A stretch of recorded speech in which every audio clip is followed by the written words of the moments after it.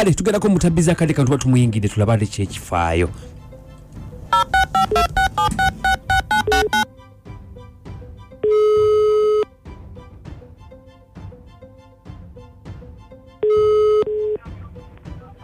Hello.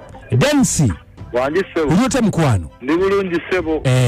Mpozi gwe sebo. Bampisa abute bukoza kadima na mayanjane anku kabogozo oli mutabbizi wa Beat FM. Ne yanzo sebo mwebale kunkubirako. Kale mtawana ki Densi.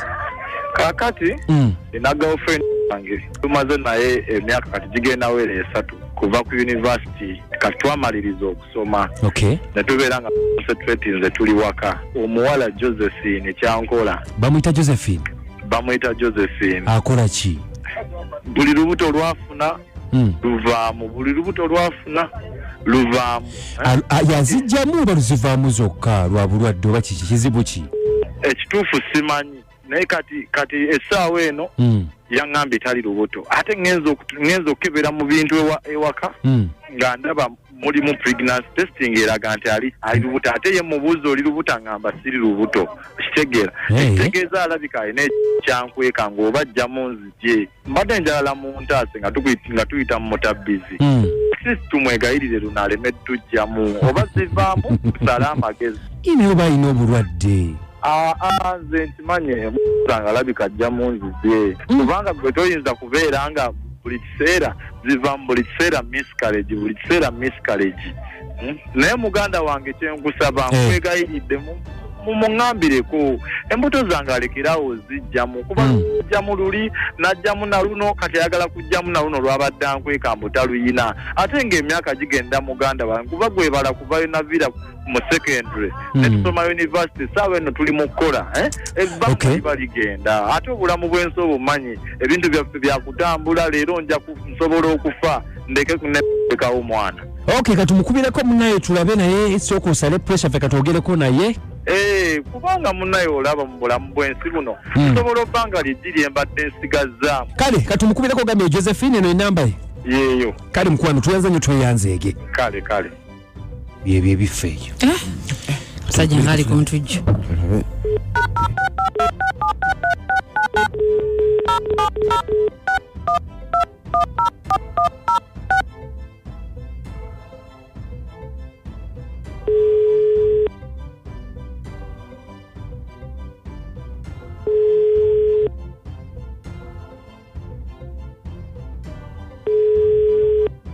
Hello?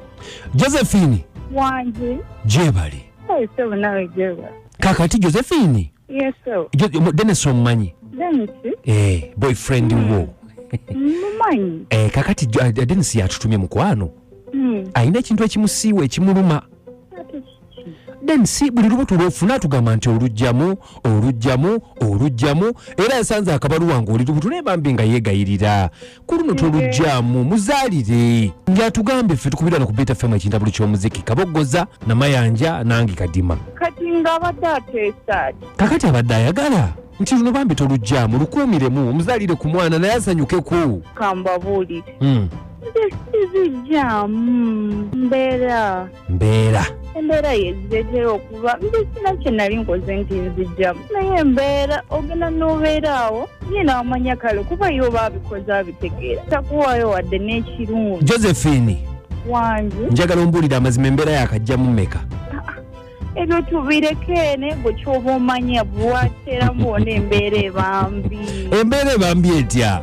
Omanya okubeerawo nga weeraliikirira takuleetera ku bintu kati ng'ebikokokoko ebyo takuwa ku ssente oba talina n'oba talina omusajja ayiiya kakati embeera y'ebikokokoko ne ku ssente yezijjamu kuba kati nalwo lubeera eyo nga terulina kwelugumira era kati n'ebyo byeyalabye ebyo byawoza butwogere nze ndabanga bali mu lusuubo tuli mu lugendo lutya nalwo lunaatera wabanga takyusizza lunaatera embeera mbi bambi teruvaamu embeera gigambe kakati olaba ssebo kati nkubulira amazima nze nange sinza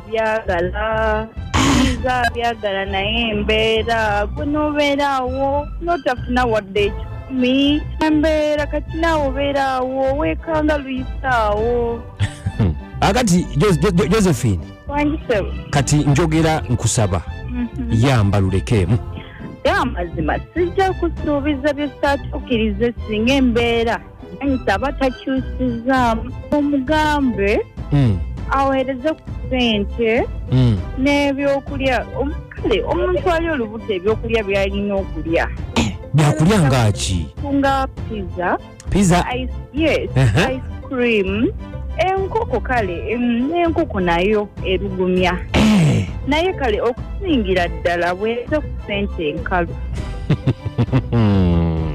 zezijja lugumya byebyo byebijja lugumya naye ng'ekituufu mweruli kale mweruli mweruli naye okulaba okwange luli mu lusuubo wangi ku mbeera gyendaba nalulabika lujja vaamu ereremu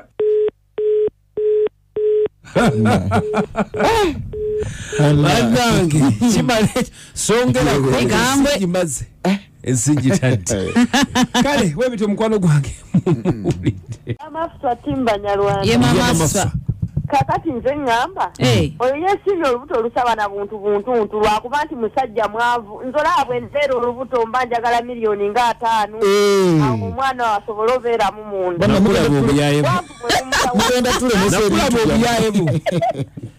sana kuwasa muntu yena mu family ya mama afuswanze wonna bayayi wangi abakalimu atuweere yetulinyabo ono maneja wamafuta timu banyalwange enyabo bana omusajja aweeyo erinza olubuto lugume ebikokokoko lugumira ku bintu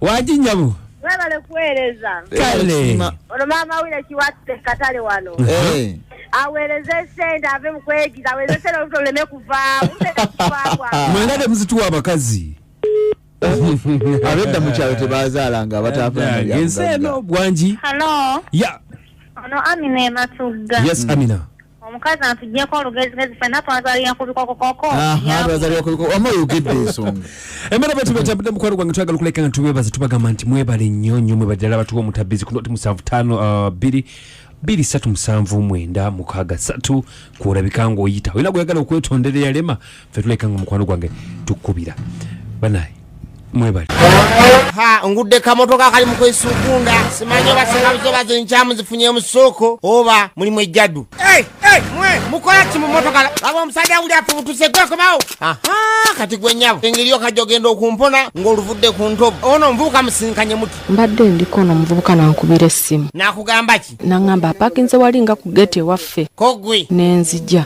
kati bwozze n'okola ki naavuga emmotoka n'asimbula naavuga emmotoka nga tomanyi gyakutwala ne mugamba kati ontwalawo koye tugendako ku kafo akali akali safe kunyumyamu bunyumya naawe ekitegeeza mbadde mwebase naye direct mbadde seebase naye direct layira aga katonda mu ggulu takikoze kati mbadde mukola ki just kankiyite nga bw'okola romancing kati njagala ombuulire ono omuvubuka yakusangawo okujja okwegomba nga tugenda kuziika eyo nanneesibako mubadde mulabagana oba nedda tulabagana ne mukola ki just ne tunyumya bwe tune nga seebakangako naye kakati njagala ombuulire amazima omusajja wenzijidde afubutuse emisinde abadde akola ki abadde anebaseeko bw'ati atya bw'ati gwenga okola ki nga nzigyemu empale kati kirabika oyagala kunzanyisa bizanyisa onfudde kaana akato kadengera kutwala ku polisi direct yambala engoye tugende kasaawazi njambala engoye tugende nange nkitya kati kikyotya oba mugenda tuteeka ku ledio nga lwaki sikutwalayo obudde buno obugenze okanye n'okuva gy'oli kati fuluma emotoka tugende kutwale ku polisi tajja gwe nsaasira ngambye fuluma tugende taate tugende ffenna wali otandise ogenda ku nsonga nze nkulabemu